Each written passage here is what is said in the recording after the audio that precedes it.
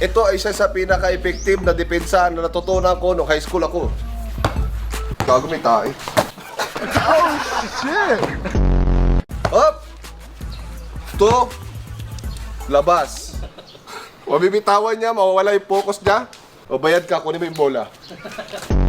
Ito ang tinatawag na ladder defense. So ang gagawin mo, may titira dyan. Supal.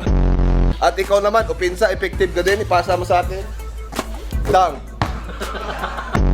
Ang tawag ko dito ay tornado defense. So may nagdi-dribble, ang galaw ng kamay mo ganto. Tapos ngayon mas effective to pag 5 man. So kailangan ko ng 5 tao sa likod ko. So naka 2-3 zone kayo. Ikot-ikot kayo. 1, 2, 3, go. Kung saan siya punta, sundan nyo. Huwag nyo papasokin. Tumira ako. Wala. Oh, tumalsik yung bola. Nakuha niya. Oh, depensa. Ito na!